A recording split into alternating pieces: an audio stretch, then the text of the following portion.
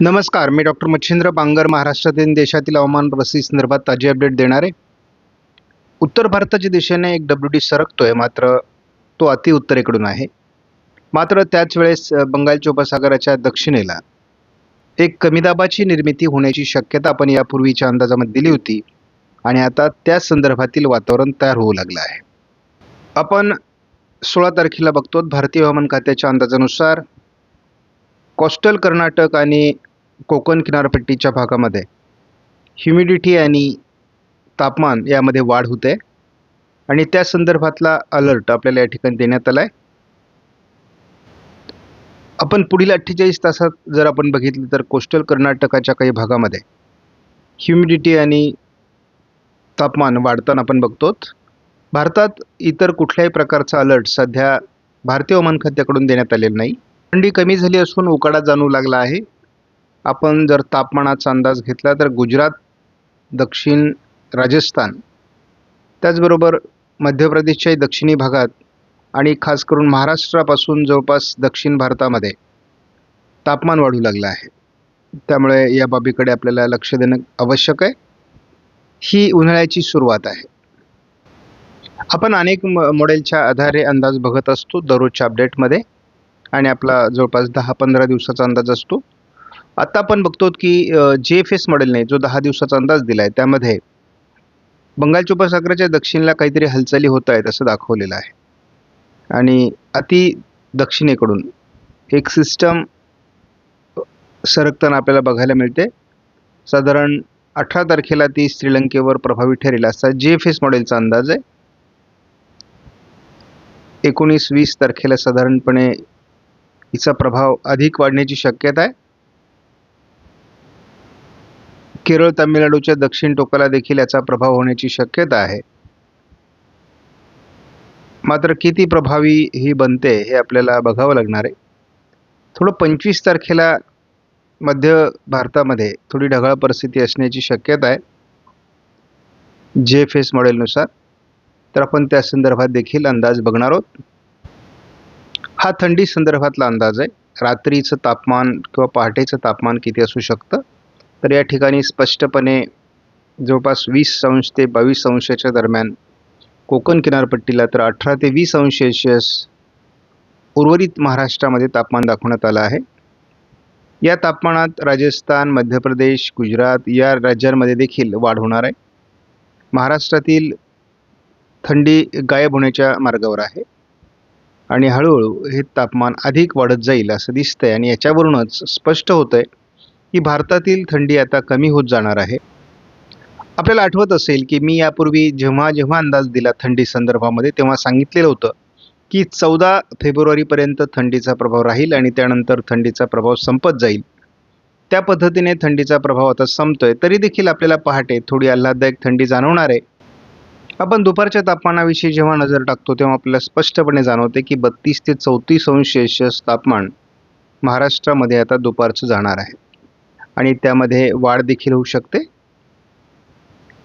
आपण जर बघितलं तर 35 अंशाच्याही पुढे तापमान जाण्याची शक्यता 21 तारखेनंतर आहे आणि भारतातच आपण थंडीचा प्रभाव संपतोय असं दिसते.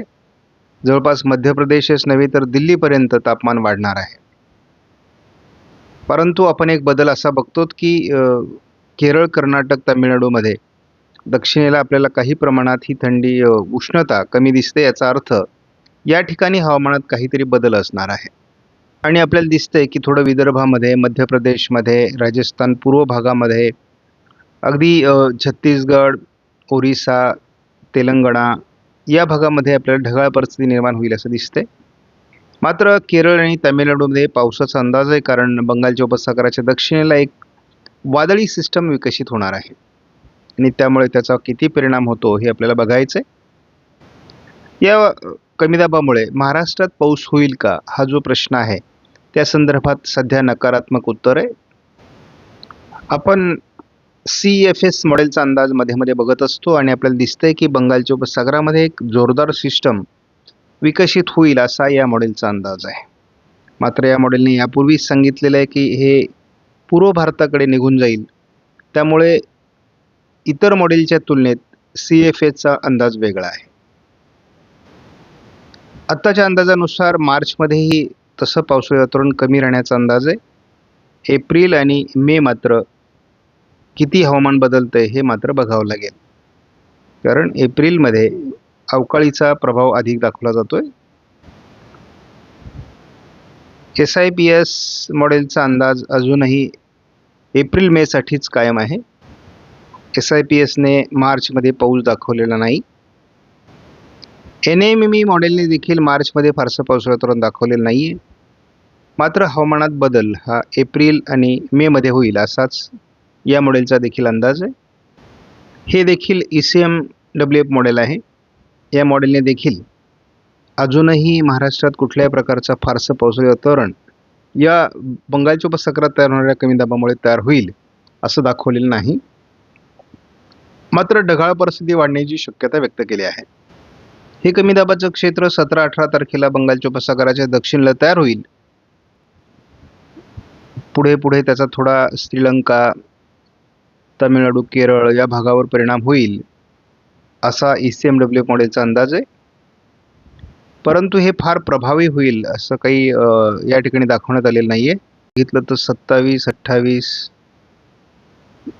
ही सिस्टम बंगालच्या उपसागराच्या दक्षिणेला कार्यरत राहील. परंतु अगदी 2 मार्चपर्यंत जरी बघितलं तर केवळ ढगाळ परिस्थिती महाराष्ट्रात होईल. ही फार प्रभावी सिस्टम नाहीये. आता आज उद्या ढगाळ परिस्थिती महाराष्ट्रामध्ये वाढू लागेल. प्रत्येक दिवशी ढगाळ परिस्थितीत वाढ होऊ शकते. परंतु महाराष्ट्रामध्ये पावसाचा कुठलाही अंदाज सध्या देण्यात आलेला नाहीये कोणत्याही मॉडेलच्या माध्यमातून. कारण बंगालच्या उपसागरात संभाव्य असलेली कमी दाबाची स्थिती ही फार प्रभावीपणे पुढे सरकेल असं वाटत नाही. त्यामुळे यातून महाराष्ट्रात पाऊस होईल असा कुठलाही अंदाज नाही. परंतु आपण 24 तारखेला चंद्रपूर आणि गडचिरोलीच्या दरम्यान थोडं वातावरण बदलताना बघतो. या पलीकडे महाराष्ट्रात फारसं काही वातावरण तयार होईल असं वाटत नाही. परंतु मोठ्या प्रमाणात ढगाळ परिस्थिती महाराष्ट्रामध्ये जवळपास संपूर्ण फेब्रुवारीचा शेवटचा आठवडा राहणार आहे. मार्चमध्ये देखील ही ढगाळ परिस्थिती पुढे कायम आहे. आणि एक लक्षात घ्या की हवेचा दाब हा महाराष्ट्रामध्ये कमी व्हायला सुरुवात होणार आहे. आपण जेव्हा म्हणतो की विदर्भामध्ये 24 तारखेला पावसाची शक्यता आहे, तेव्हा एक बाब आपण लक्षात घेतली पाहिजे. त्या दिवशी आपल्याला महाराष्ट्रामध्ये 1008 हेक्टोपास्कलचा हवेचा दाब महाराष्ट्रामध्ये आहे. म्हणजे हवेचा दाब कमी होतोय, जो आता 1020 हेक्टोपास्कलच्या दरम्यान आहे आणि पुढे हा कमी होत जाणार आहे. त्यामुळे ही ढगाळ परिस्थिती वाढणार आहे. आपणास व्हिडिओमधील माहिती महत्त्वपूर्ण वाटल्यास लाईक करा, शेअर करा, चॅनलला सबस्क्राईब करा. धन्यवाद. जय हिंद, जय महाराष्ट्र, जय बळीराजा.